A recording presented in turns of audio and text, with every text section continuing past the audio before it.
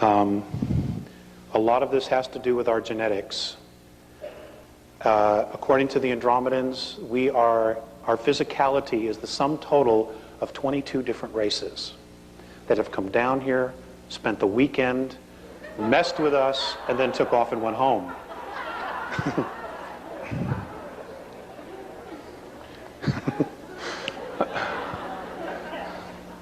Okay, intermingled, left children behind, and just took off. The Egyptian pharaohs are the perfect example of this. Okay, the blue bloods, the English family, the Rothschilds, who are also blue bloods, are another example of this. Their blood is copper-based, and that's ET. Okay, that's ET. And the thing about copper-based blood is that you don't need a lot of oxygen. Your physicality tends to grow and have a larger lung capacity. Okay, so you can live in a lot of other environments where we couldn't. Now, what's interesting is that in our physicality, what we know as Earth, our atmosphere is getting thinner and thinner. I know that there's a lot of talk about the ozone, and it's a myth, that it isn't real, that there is no such thing as an ozone crisis. Folks, there absolutely is an ozone crisis. Okay? We are destroying when I say we, all of us are partly responsible for this. We are destroying our environment. According to the Andromedans, 3,500 years ago, the oxygen content was between 34 and 38%. They say today that it is literally less than 17%. Now, those of you who have studied biology, what happens to the physical body when the gas, which is oxygen, goes below 15%? I'm sorry? Somebody said you die? Yeah, that's right. Okay. Now, why is this happening? Because a group of beings who are Terrans, who are Earth beings, have been made a promise by a group of extraterrestrials that have Orion belief systems that if they will get rid of some of the races on the planet, that the extraterrestrials will use their technology and restore the Earth to its original state. Okay? Some of that genocide was to be done by viruses. And as most of you know, the AIDS virus was created. And there are others that are coming, anthrax and the bubonic plague. All of these things are coming back new and improved, I'm afraid to say, because there's some really, truly crazy people that are in positions of power on our planet. Many of them go back and forth from our planet to the moon. Now, you don't have to buy any of this, and that's okay, But I can tell you this, in the next 10 years, you will absolutely know for a fact. Richard Hoagland will be vindicated. He truly will. Okay?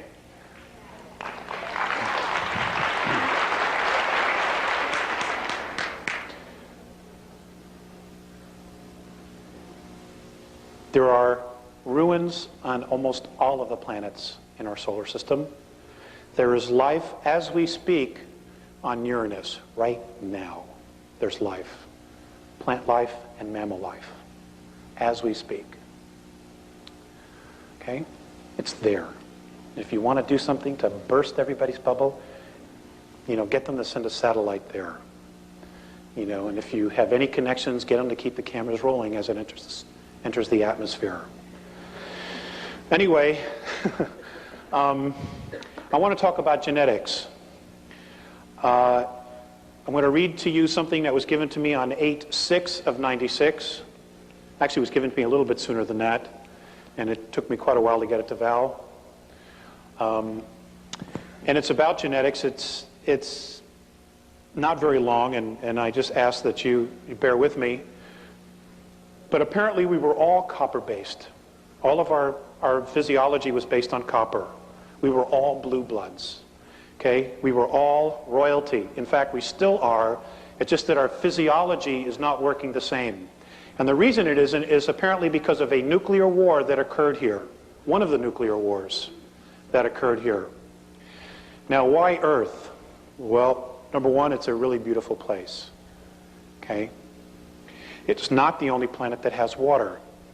And when you listen to the scientists talking about, the different moons that have water on them, you got to ask yourself this: where did the water come from? If you have a moon that has no atmosphere, how did the water get there? Because it wasn't always there. It wasn't always like that. It had atmosphere. They were moved. Even Earth was moved from its rotation twice. And there's a possibility, if it's able to happen, and I talked with this with Jay-Z, that they want to do it again. The flood of Noah, okay, was a moving of the planet from its original orbit. That's what caused it. Okay, we're talking about huge motherships that just hook a little chain to the planet and just move it. Okay, they have this technology, but that's what it is. It's technology. Okay, apparently we can do these things with our own minds if we're disciplined enough and we're clearly focused on our intent. And with talking with Jay-Z, that is exactly what Ramtha apparently has been teaching you. Okay, to remember who we originally were before we fell into time and fell into physicality. So I will read this. In your linear time of third density measurement of 439,231 rotations ago, war on a grave scale occurred in your solar system. This aggression occurred against those on your worlds that included not only you Terrans, but also those of Nibiru. This invasion of your system by Orion was led by a queen named Suti. This war was destructive on many levels and frequencies of physicality. We will focus tonight on your Terran physical form. It matters little to those who hear you, Alex, who do not listen. Please share this regardless of any emotional return to you in challenge. When your science truly removes their bigotry, they will discover of the wisdom of it. The last grave conflict was very harmful to your physical form. Many weapons of destruction, many of atom splitting have been used, which means nuclear weapons. This is the reason for most of your Terran skin tones. We shall explain. Orion was and is most interested in the females of your race because of the procreation, reproductive, and genetic strengths. We want to share the fact that much of your Terran history has been misleading in its truth by those who eventually conquered in control of your solar system. Nibiru won, but only a short battle, before they and other outposts were forced to leave your solar system because of genetic damage. Your original races were green-skinned. This we know because of large copper traces in your Terran 22 blood types. Also, the pituitary and thyroid were fully functional. The genetic damage to these organs was caused by radioactivity in air and all things of contact. The air was like this for a long time. It caused the genetic memory of these organs to be closed and almost atrophied. Your world experienced drastic changes in climate and massive magnetic fluctuations. Your different skin tones, races, are a result of an edema damage to your blood. It was then necessary for survival to create self-sufficient and contained environmental habitats, both above and below the earth. Now, folks, this is what the Garden of Eden was. It was an artificially created environmental habitat. Okay, it's like like what Richard Hoagland's been talking about. You take a dome city, you build this dome, and then you terraform it underneath it. It's exactly what these were. Let's see, where was I? Much of the fossilization of your Terran remnants is caused by this radiation of your planet. Your system contained 3 suns at the time. Only 2 remain.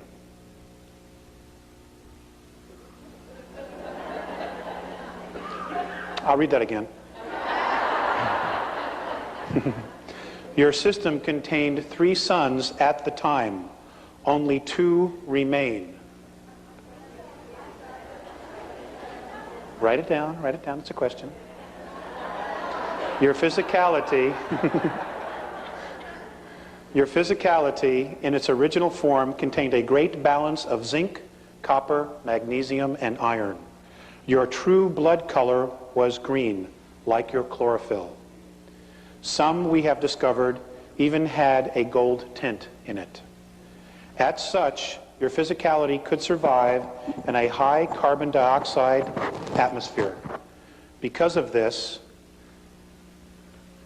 because of this skin color, the only stars in your system that affected your physical form were in the color spectrum of orange, red, blue, and green. Now think about that. Okay?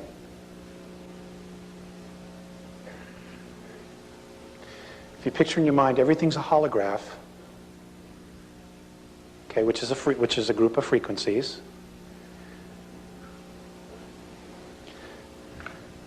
Because of this skin color green, the only stars in your system that affected your physical form were in the color spectrum of orange, red, blue, and green.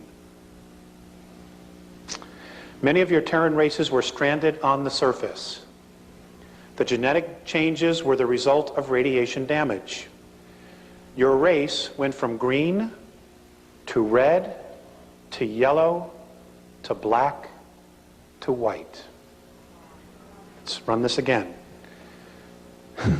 Your race, skin color went from green to red. It's the Native Americans, the Egyptians, and the Mayans. To yellow, which are Eurasians. To black, which are African and Afro-Americans. To white. Your white races were then considered to be genetically the weakest.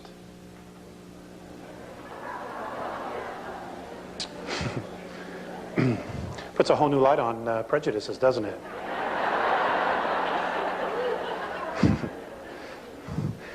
I know the Nazis aren't happy about this.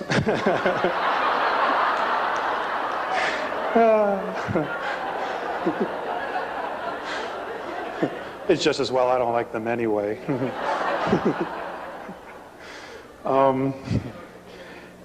As such, the survivors and descendants of the war were genetically altered and became white through edema.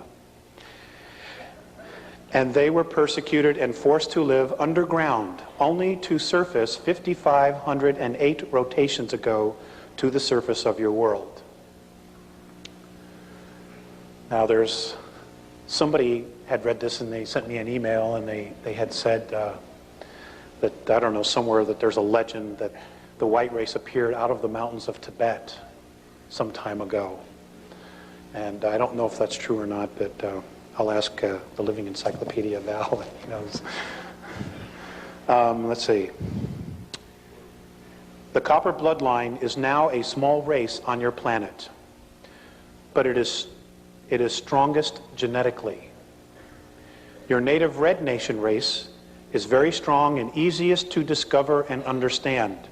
And folks, this might explain why there are so many abductions of the Native Americans on the reservations, and why even today they're still being persecuted. You know, because if you're a coward, you suppress the strongest. And of course, you know, many of us don't do much about it. You know, I don't want to get involved. You know, that's their problem, it's their issue. You know, we owe it to them. We owe it to ourselves.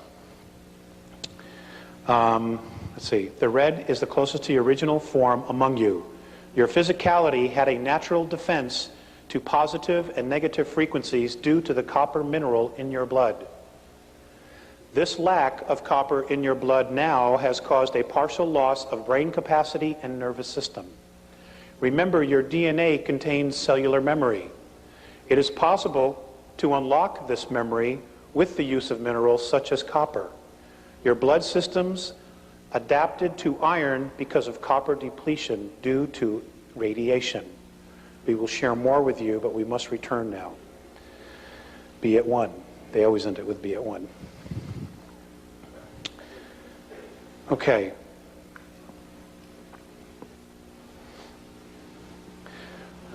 Just keep going. Are there any questions? I don't want to bore you. Thank you, thank you.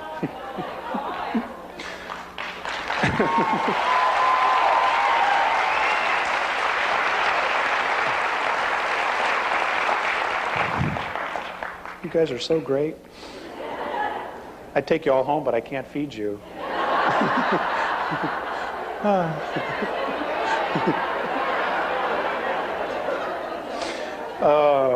Hey, I have a family at home, and a new family actually.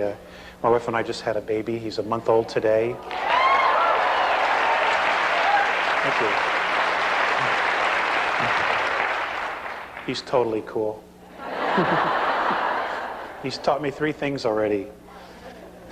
Patience, tolerance, and insomnia. He doesn't like to sleep. I don't know. Most kids are, I was told, do, and he likes to be up every hour and a half. My poor wife, she went from needing 9 hours of sleep a night. She's only getting 90 minutes. I don't know how she does it. You mothers must know. Wow, what a club, huh? It's an elite club, I'll tell you. When I saw the baby come out, I was like, God, I'm so glad I'm a man.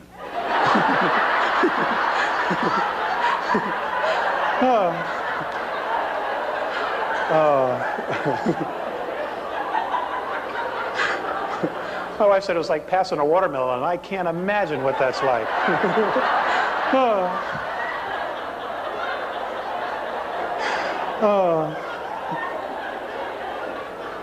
Nor do I want to know.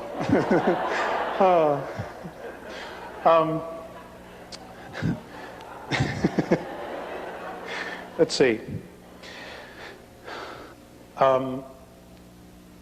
I've talked with Maureen Faceus about maturity, and a lot of this had to deal with me specifically about how to grow. And you know, and when this first started, they didn't tell me that I would be speaking or would be required to speak. And that's because I didn't read the fine print on the contract. And you got to read the fine print, folks. Okay? Do yourself a favor. Anyway, I just wanted to read to you the stages that they said that the human being goes through. And this is not just us. There are human beings everywhere. Not only on our plane of physicality, but on other planes. And I want you to know that even though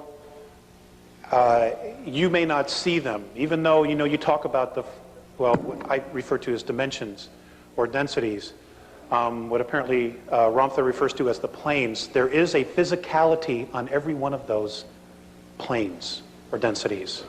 Okay, it's not, they're just whispering little clouds and there's a light breeze, and if you're lucky one will blow through you and oh hi, how are you? That's not what it is, okay?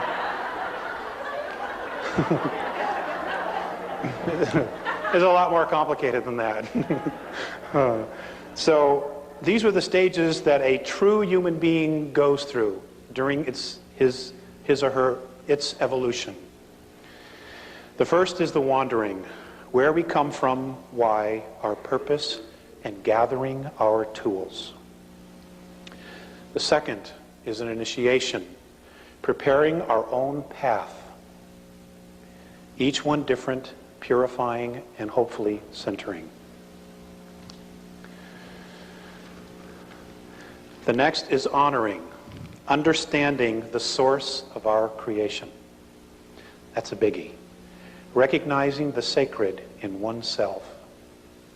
And I guess that's exactly what you're being taught here at the school, is how to recognize your sacredness. stating intention, realizing and acknowledging one's true purpose to create self. Surrender. Big issue with me. Well, you know, we have this concept of surrender as you just let like anything happen to you, and it's not really true. Letting go of control to allow vulnerability. To learn what is already known. I forgot. Embrace our own darkness. Walking into the unknown parts of self. Being and becoming the void.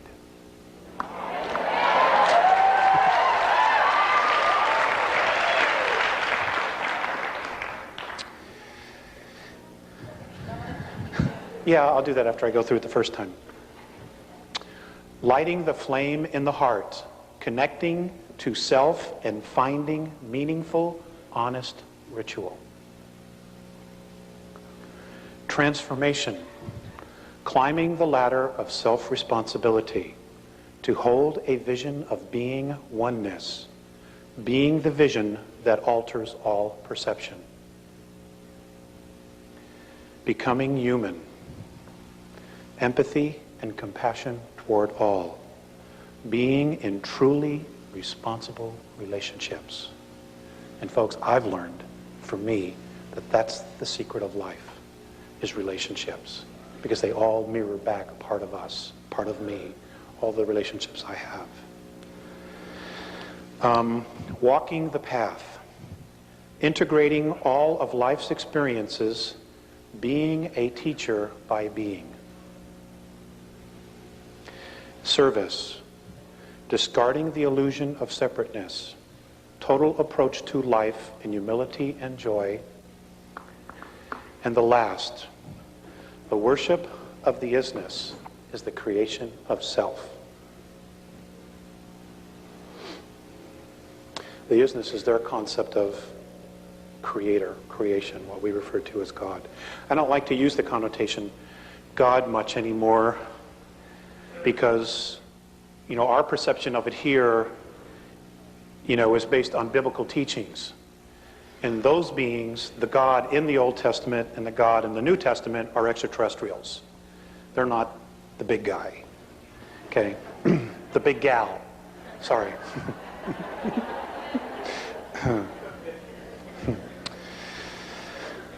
Okay. Are there any questions now? Okay. Let me get some water.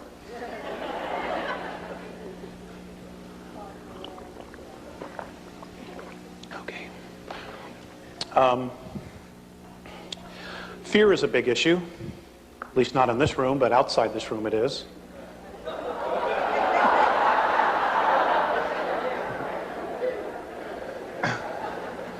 It is with me on bad days, you know. So I would like to share with you their perspective of fear and trying to understand it. In your time and space at present is a great challenge to you all. That would be the expression of fear. For any of you to be in fear is to lack clear understanding of most situations. We have observed on your world, we have observed that your world is at a most confused point in your history and evolvement. We understand your remarkable drive and commitment to be alive, survival.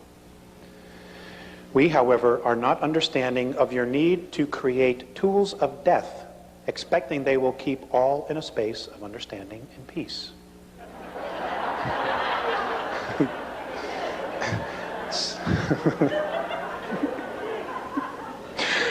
It's pretty obvious, isn't it?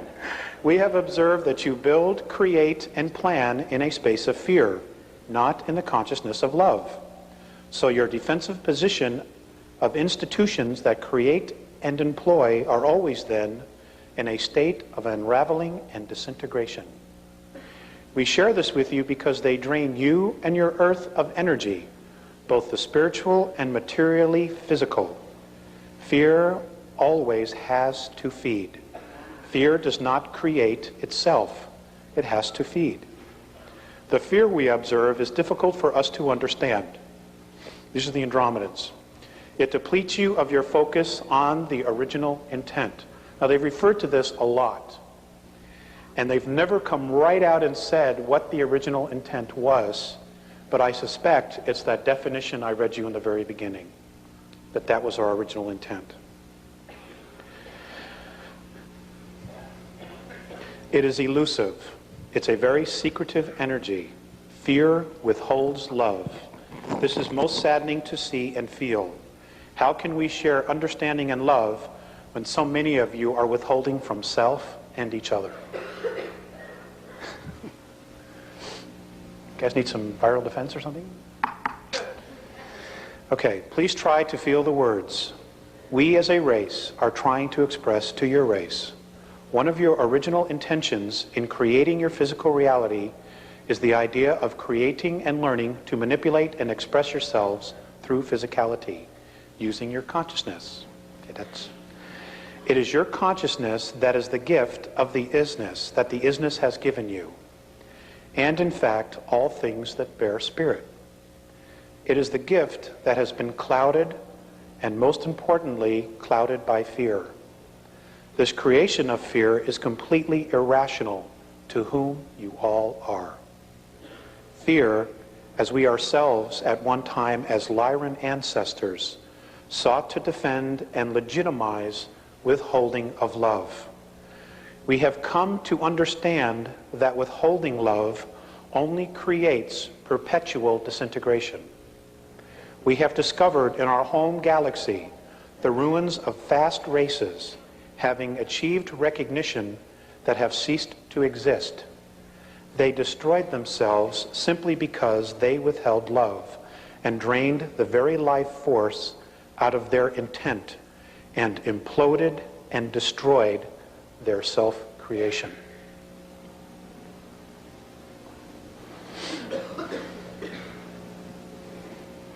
Fear is the opposing projection to original intent. The first projection of fear is denial.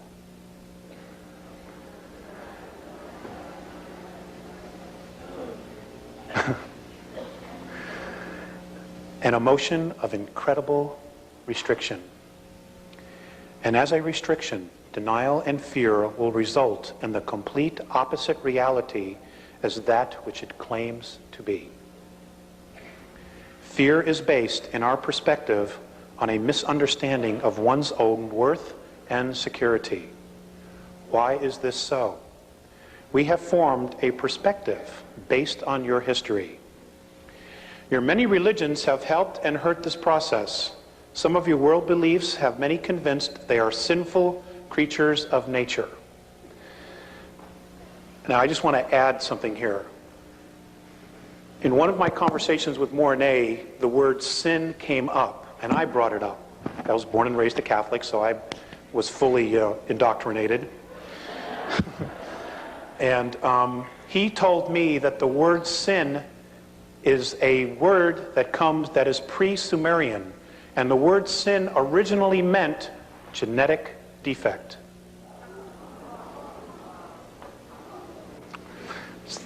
So maybe that'll help you with a perspective when you read the Bible again, if you should read it again.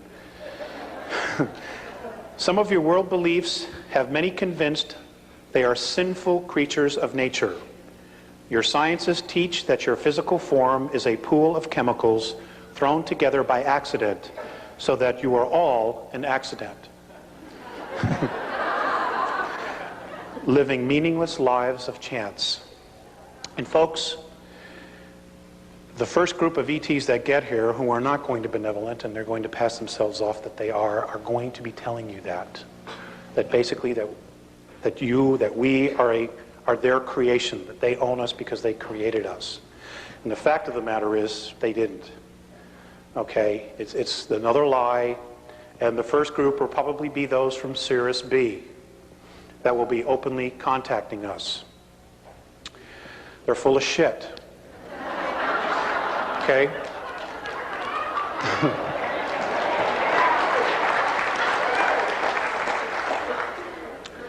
You know, the game continues, And a lot of people are going to fall for it because the earth will be going through changes and they'll come down and we'll save you and, you know, this is the way and so on and so forth. And, you know, basically what they're going to do is they're going to use our free will against ourselves. Because that's what you have. That's all you have is your free will. It's the only true sovereignty you have in this menagerie of a holograph which we call existence. Okay, you are because you want it to be. It's that simple. And if you don't want to be, then you can change that too. But it's your decision. Okay, it continues. I'm sorry. You fear a God whom a book says is a loving, forgiving God, who will eternally throw you into an abyss for making mistakes. It creates serious dysfunction, don't you think? Which way do I go? And you do nothing, you know? It is in our perspective where this fear of unworthiness and insecurity is created from. Many in your world, Alex, have come to understand that fear, the idea of fear, is their enemy. And all of you struggle between understanding and fear and reason and fear. Please, we ask you to share this with your race. This struggle is in no way predetermined. And our perception is that this struggle will lead your world to peace and self-responsibility, or your extinction as a race. This would grieve us. It's time to return you now. And I was given that on 2/9 of 91.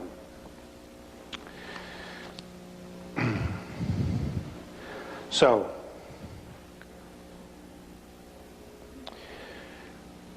in dealing with the reflections that Morine and Phaseus have given me about our race, it's been difficult to want to come back, especially when I've seen how they treat each other. The very first time I was taken on board an Andromedan mothership, I have actually spent 3 months with them. I lived with them for 3 months in 1986. But but in our linear time, I was only gone 18 minutes. Time travel is a great thing. You know, I was home to make car payments and everything else.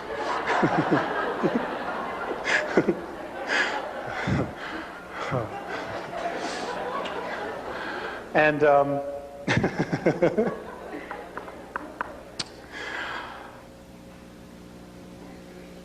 I forgot where I was going with that.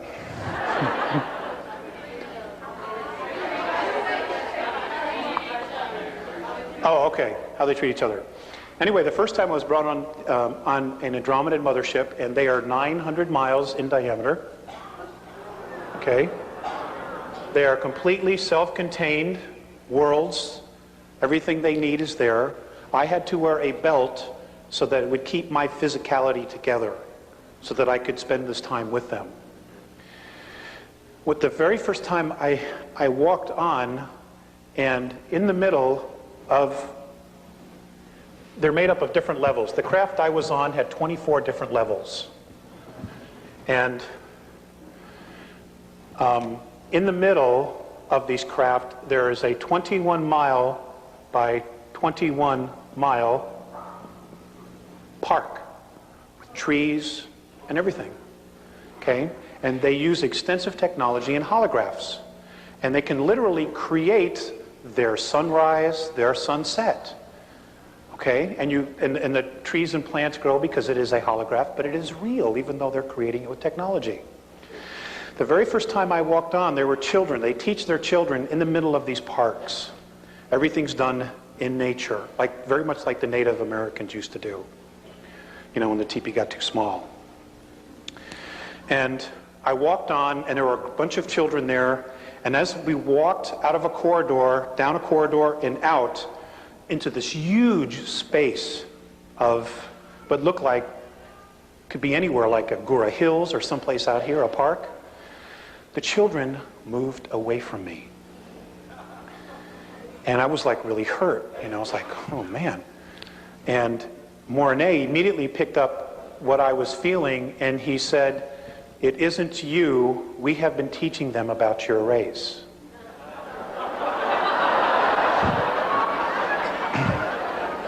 It's really not all that funny. Okay, they were afraid of us.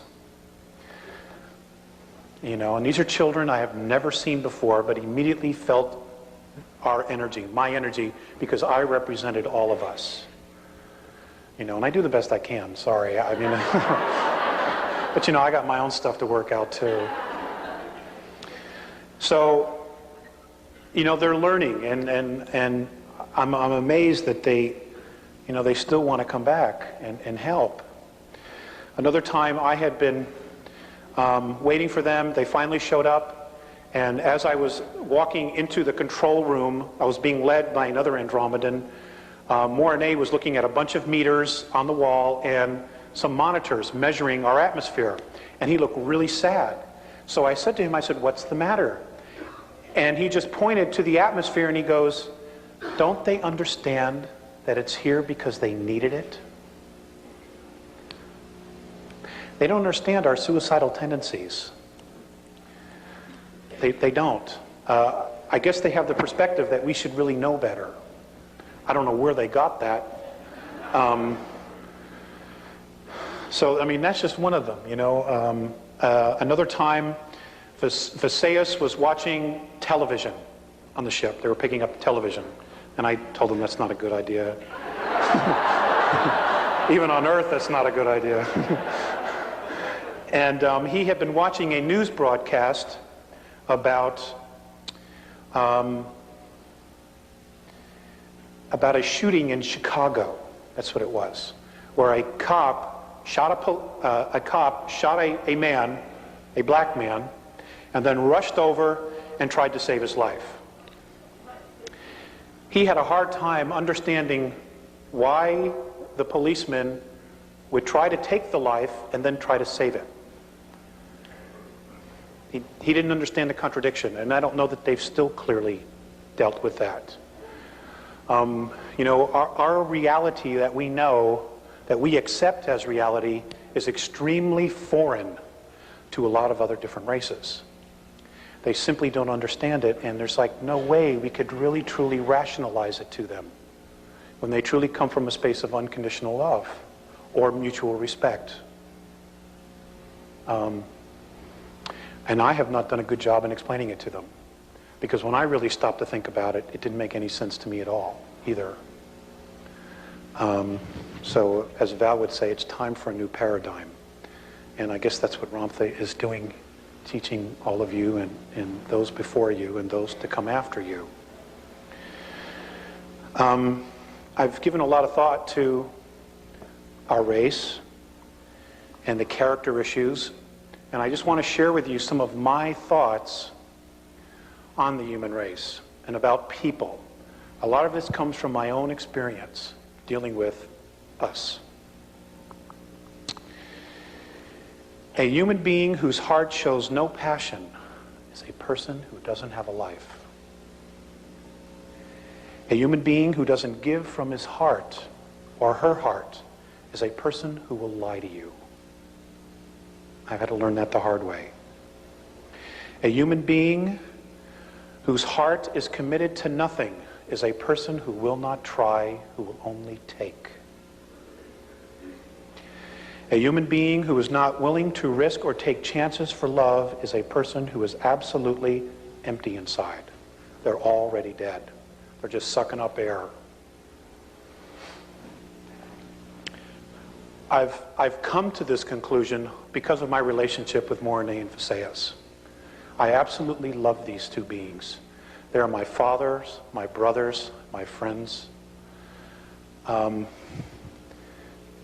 you know, in some respect, even my sons, because I've had the opportunity to teach them. You know, I mean, even English, it was like, you know, I felt like I was a really big deal, you know.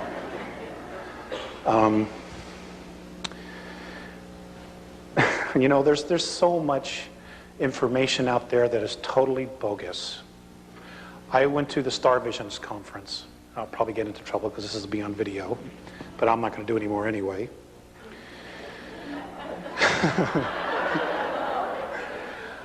I don't pull any punches. I really don't. I mean, what the hell? Life's too short, right?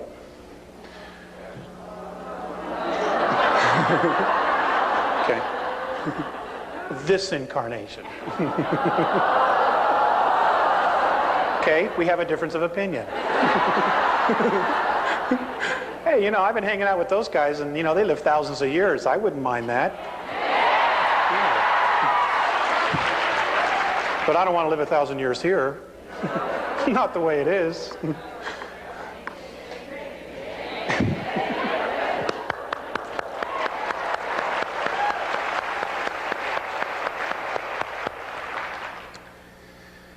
Okay, where was I?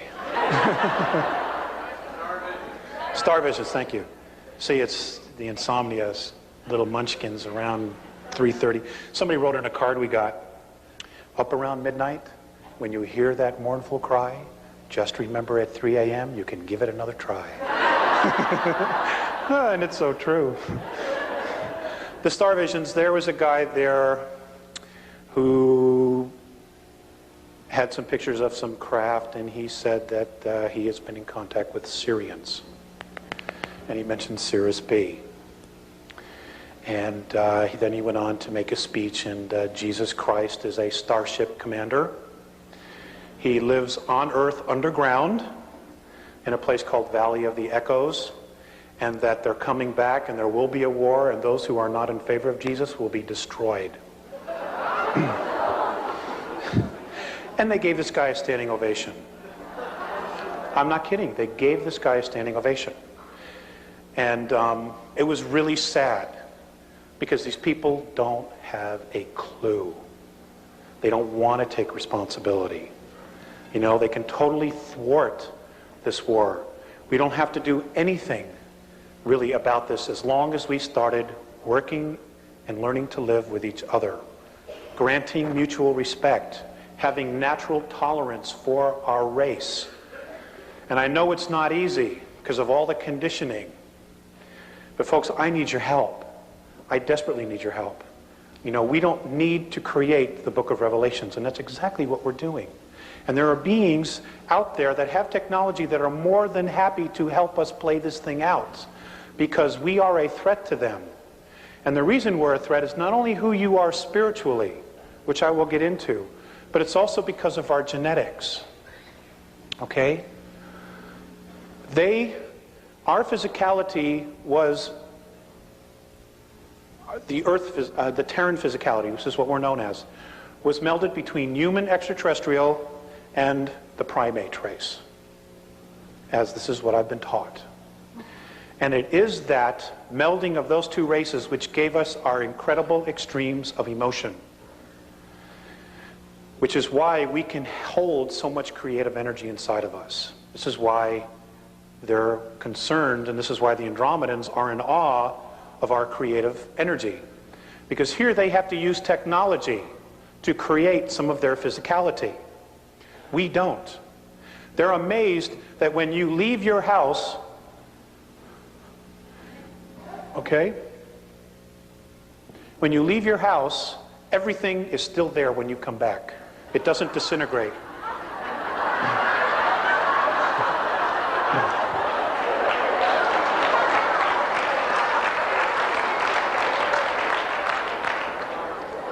Now, if you live in South LA, well, then you got to worry about your stuff being there.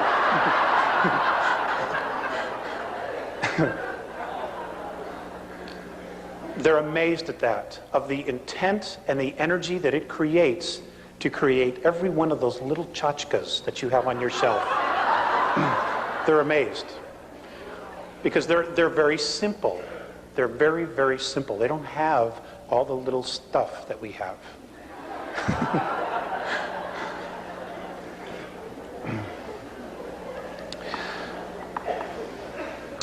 According to the Andromedans, what they have been able to discover, and apparently other races also have discovered this, is that they say that in our what we know is our universe, which is a holograph, that there are 11 layers. I'll just deal with this. 11 densities, and now apparently there is a 12th. This is their perspective, okay? And they say that we fell into time, into physicality. They say, the Andromedans say, that many of the other extraterrestrial races are fascinated by what it is we know, that we have locked up inside of us. Because we have already evolved to that level and then have come back to start all over again. They don't have access to this, what they think we know, what apparently is locked up inside of us. Not only that, but apparently we specifically chose this physicality because of the vibration that we held, because of the primate and human, because the physicality was able to hold such an extreme of emotions that we chose this physicality. And when you couple that with the idea that this physicality is also made up of 22 races, one of which includes the Andromedan race, they say we're royalty. They say that every single one of you is royalty on this planet. That you are royalty.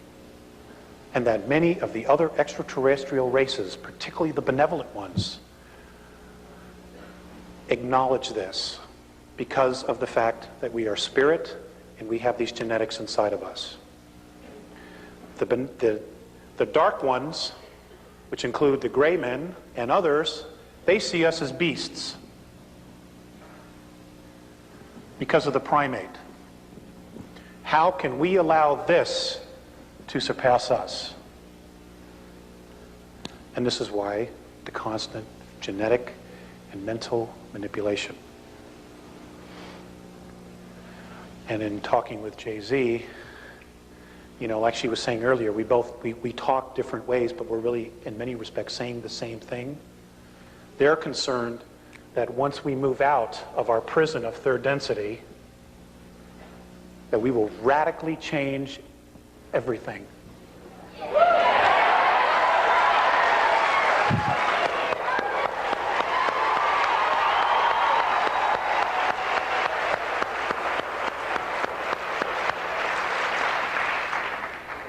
I don't know about you, but I need a change.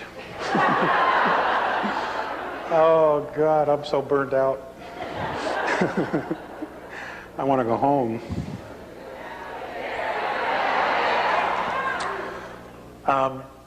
The Andromedans told me that the reason that I am one of 4 contactees, apparently there will be more added in the very near future, and I hope that some of that has to do with my griping.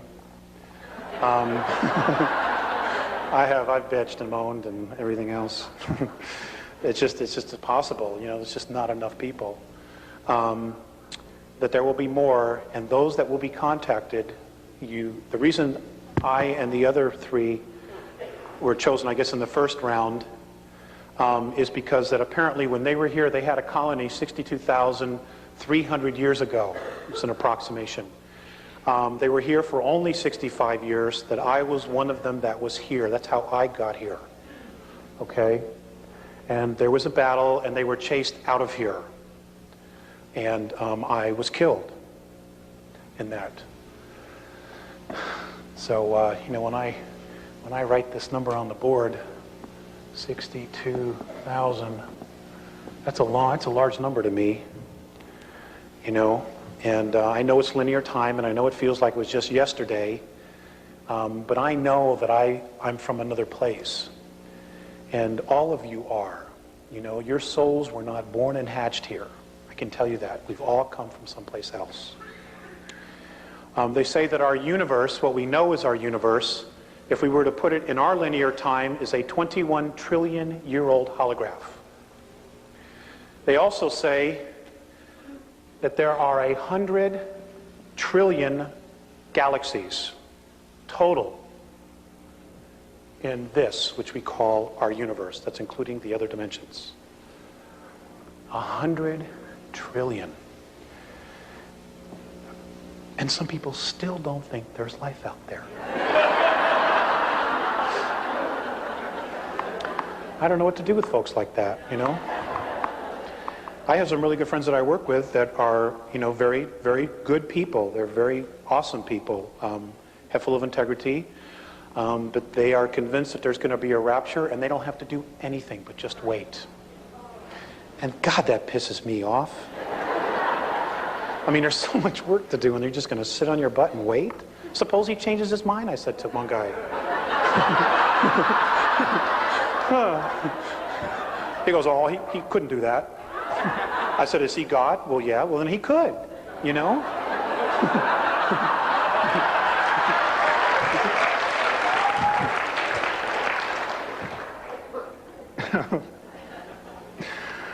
Oh, God, I'm so frustrated. I just, you know, I feel the pressure of things starting to get tighter and smaller. And it's really great to see this. I was very disillusioned last weekend, and I had basically told my wife Carla, I said, that's it. I'm fed up. I've had it.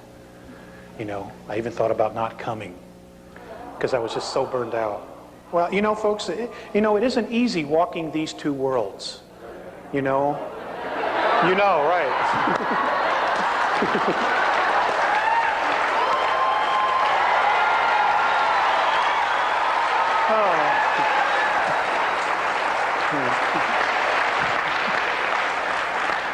I forgot who I was talking to.